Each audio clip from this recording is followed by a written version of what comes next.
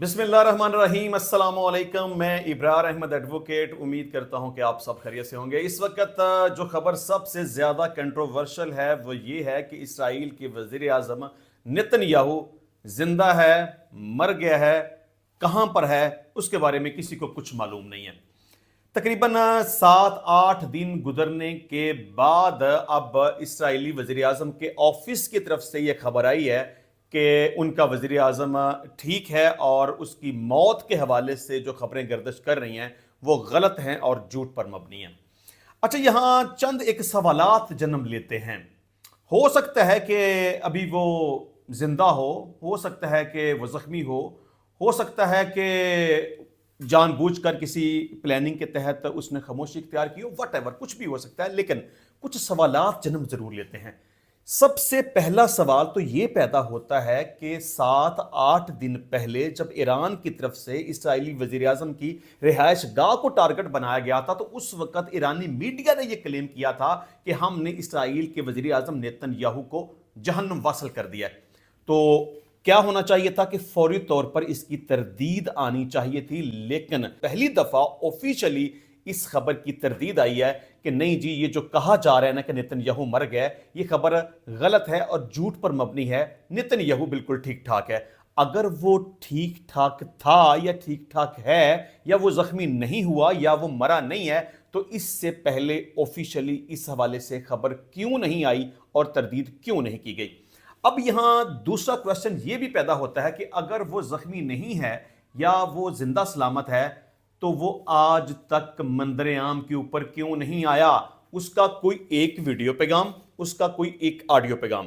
यहां पर कुछ लोग ये बात कहेंगे जी 12 तारीख को उसका एक वीडियो पैगाम जारी हुआ था जिसमें उसने ईरान को धमकियां दी थी, लेकिन वो भी कंट्रोवर्शियल एक स्टेटमेंट है। मतलब वो जो वीडियो सामने आई थी उसके बारे में कंफर्म नहीं किया जा सकता कि वो ओरिजिनल है या फेक है, क्योंकि बहुत सारे लोगों का ये ख्याल है कि उस वीडियो में नेतन्याहू के हाथ की 5 की बजाय 6 उंगलियां नजर आ रही थी और वो एआई जनरेटेड वीडियो थी, वो नेतन्याहू की ओरिजिनल वीडियो नहीं थी। तो सवाल यह पैदा होता है कि नेतन्याहू ने अब तक एक दफा भी मंदिर आम के ऊपर आकर यह बात क्यों नहीं की कि उसके बारे में जो खबर गर्दिश कर रही है वो गलत और झूठ पर मबनी है, वो बिल्कुल ठीक ठाक है। मतलब उसका अगर कोई वीडियो पैगाम आ जाता तो इससे पता चल जाता कि वो जख्मी नहीं है या वो मरा नहीं है। उसके वीडियो पैगाम का ना आना शकूक को शुबहात पैदा करता है, उसका कोई ऑडियो पैगाम ना आना शकूक को शुबहात पैदा करता है और ऑफिशियली 7-8 दिन गुजरने के बाद इस खबर की तरदीद आना शकूक को शुबहात पैदा करता है। और नेतन्याहू एक ऐसा बंदा है जो कि डेली बेसिस के ऊपर बहुत सारी एक्स अकाउंट के ऊपर पोस्टर लगाया करता था, लेकिन जब से उसकी मौत के हवाले से यह खबर गर्दिश कर रही है उस वक्त से लेके अब तक उसके एक्स अकाउंट के ऊपर भी कोई पोस्ट नहीं लगाई गई। तो क्यों नहीं लगाई गई? यहां एक दो बातें समझ आती हैं कि अगर वो मरा नहीं है ना तो कम से कम वो सीरियसली इंजर्ड जरूर है, वो जख्मी हालत में है, वो मंदर आम के ऊपर आने की पोजीशन में नहीं है, वो कोई ऑडियो या वीडियो पैगाम जारी करने की पोजीशन में नहीं है। अच्छा, एक एक्स अकाउंट के ऊपर एक अकाउंट है ईरान टाइम के नाम से, उसके 1,66,000 फॉलोअर्स हैं और थोड़ी देर पहले इस ईरान टाइम अकाउंट के ऊपर नेतन्याहू की एक तस्वीर लगाई गई और लिखा गया कि Netanyahu death has been confirmed.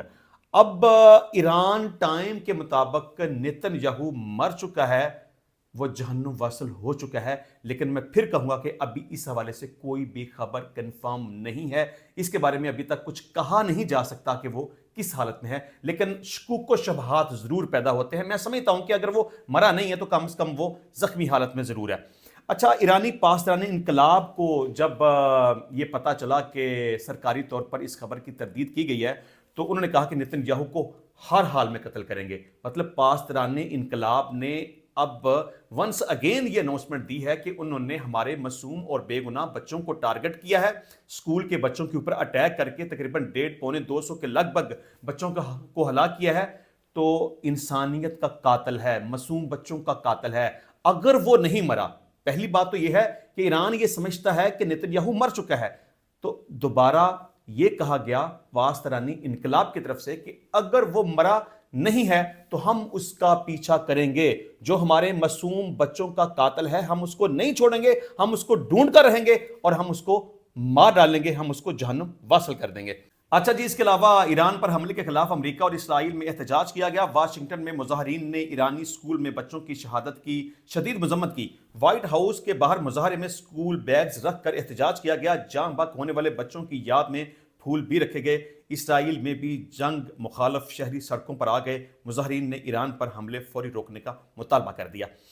اچھا, یہ جو امریکہ اور اسرائیل نے حرکت کی ہے نا اسکول کے بچوں کے اوپر اٹیک کرنا, یہاں دنیا کا کوئی قانون اس بات کی اجازت نہیں دیتا. دیکھیں, جنگ ہے, اس کا اپنا ایک ضابطہ ہے, اپنا ایک اصول ہے کہ آپ دوسرے ملک کو نقصان پہنچائیں, لیکن شہری آبادی کو آپ ٹارگٹ نہیں کر سکتے, آپ اسکولوں ہسپتالوں کو ٹارگٹ نہیں کر سکتے, آپ ایمبولینس کو ٹارگٹ نہیں کر سکتے, آپ سول آبادی کو ٹارگٹ نہیں کر سکتے.